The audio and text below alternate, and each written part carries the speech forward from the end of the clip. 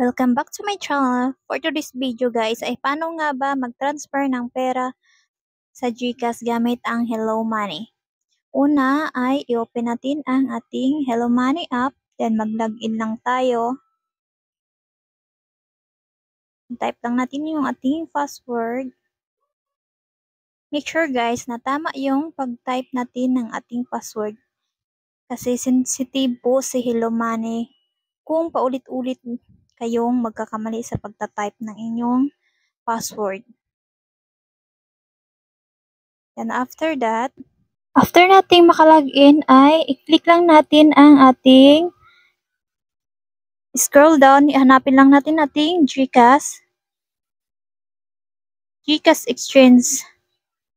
Then i-type lang ninyo ang inyong number sa GCash. Then pangalan ng inyong GCash, ita-type lang ninyo.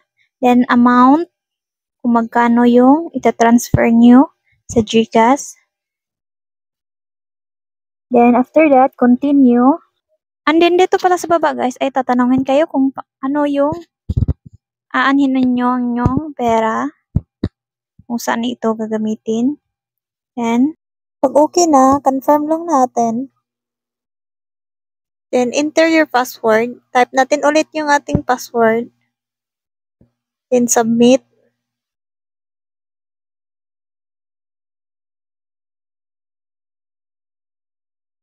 Then ayun na nga guys, success ng ating transaction through to GCash. I hope nakatulong ang video na to, at kung bago ka lang sa aking channel, please subscribe and don't forget to hit notification bell para lagi kang updated.